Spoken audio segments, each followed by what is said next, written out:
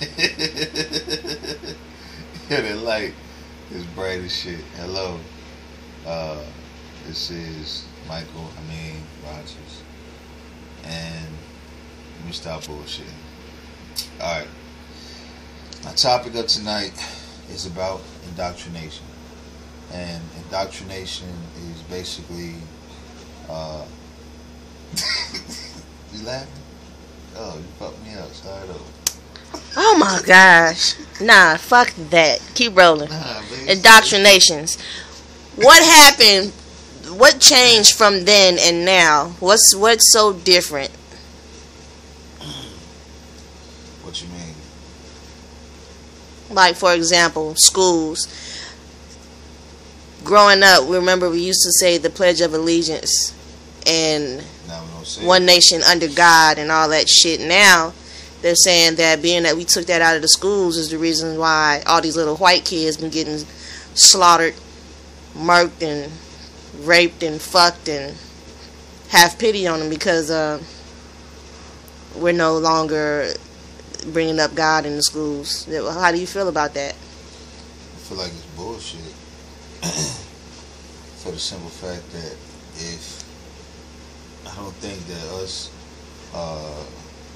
pledging allegiance to the flag and saying a prayer in school had anything to do with what is commencing to happen in this generation versus what happened when you and I maybe went to school to when the children go to school now.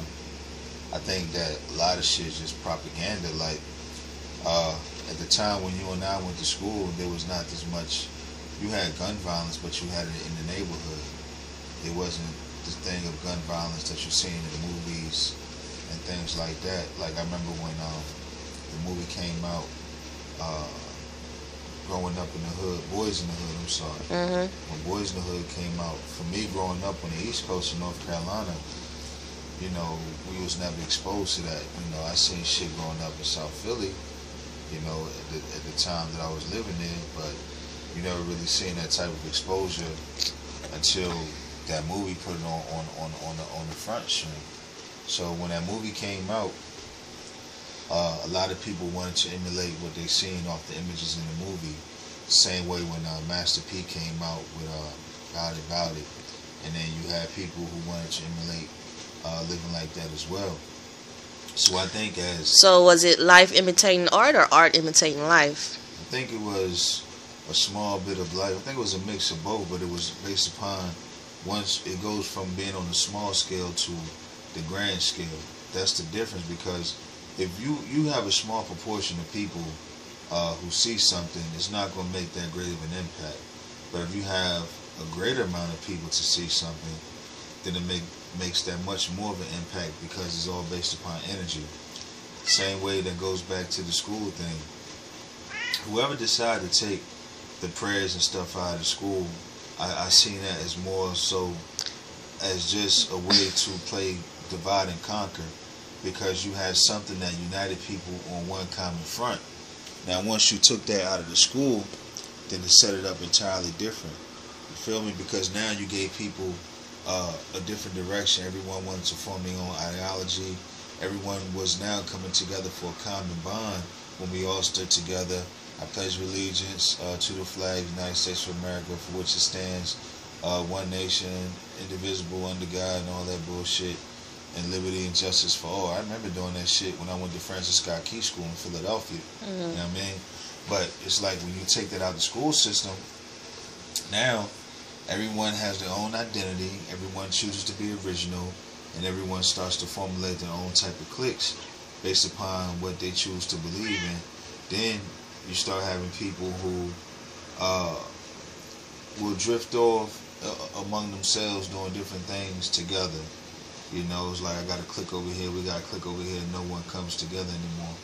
But I don't know if I'm rambling, but I still say this bullshit that you can't say that you took God out of school because you don't say prayer in school. Who the fuck says that dumbass shit? Like, you gonna take God out of church because Monday through goddamn Saturday is no church? So God is not in the church all those different days? Like, I don't believe that shit. If the Creator is everywhere at all times, I don't feel like that played a significant part. I just feel like the part of showing unification plays a greater part. But then you want to look at it. Okay, let's say, are you indoctrinating? Was I being indoctrinated to become a Mason because I was being taught to put my hand over my heart, right? Mm-hmm. To pledge allegiance to the United States flag. So I'm also being taught numbers and shapes. You know what I mean? I'm being taught what is considered what and what is called what. So I feel as though I was being indoctrinated to understand a small scale of a greater scheme that I was yet to become a part of. You get out, you go to high school, you graduate with honors. That's your goal. For those who don't graduate with honors, you may graduate with a degree on how to sell drugs, whatever the case may be.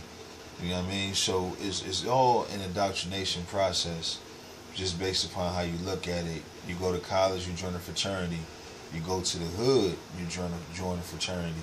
You join a gang, it's a fraternity because you had to become initiated. So I feel like everything is just like a tree, and it branches out, and it just picks up its own way of thinking. It picks up its own way of looking at things, and we just we play the part, just based upon your environment and who raised you, what you was around, what you seen growing up, and whatever you wanted to become growing up. That's personally how I feel about it. But I just feel like that flag shit and all that shit about people saying we took God out of school, like. Okay, rewind back to your environment on who raised you and what you want to be when you grow up. Well, what happened to those influences in the family, especially our African American families? I goddamn like buying the shit fucking my eyes up. Back up that motherfucker. I would say what happened in our families is fucking the dope game, nigga. I mean, we're gonna be honest about the shit. Alright, prime example. In the 1950s and 60s, right? Okay, a lot of cities. I'll use Philadelphia as an example, okay? Philadelphia was the 5th largest city at one point in time. You could leave your door wide open. You didn't have to lock your doors on your vehicles. You didn't have to lock your doors on your house. There was no crime, different things like that.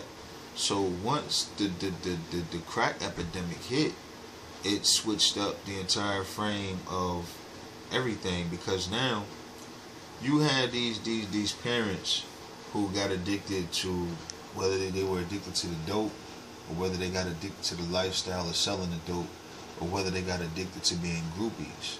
You know what I mean? Everybody had a part to play. So for the children growing up and they seeing this, and they being affected by it, whether it be directly or indirectly, whether it been a child that was affected by it by being abused from their parent, lack of love, lack of attention, a parent throwing their child into the mix, teaching their child how to sell drugs, how to break down, someone teaching their child how to commit murder, someone teaching their child how to run up in houses.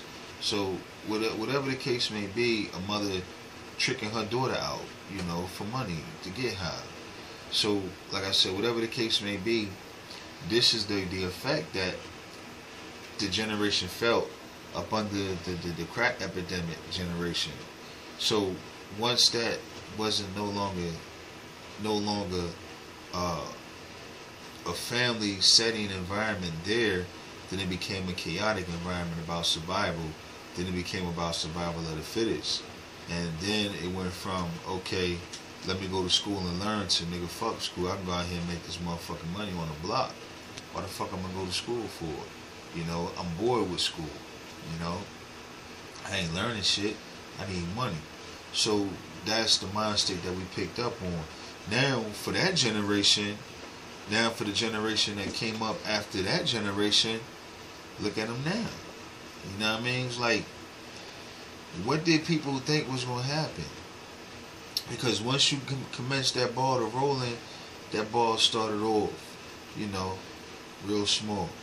Then as it got bigger Then it got bigger, and it got bigger. To the point where that ball is damn near out of control now.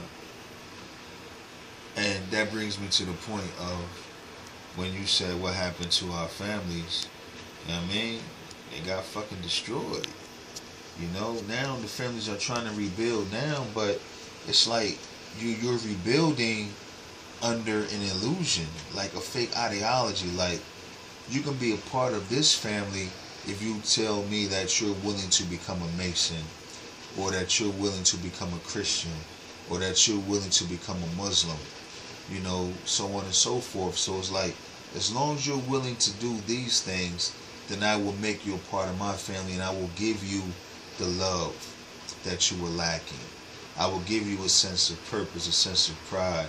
I will give you a sense of that you are on the right path, and you have every right to look down on those who do not act like you, or think like you, or dress like you.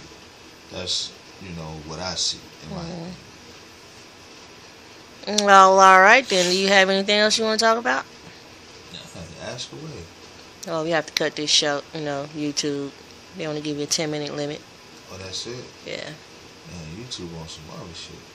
Okay, well, that's part 1. Be back for part 2. Y'all stay tuned.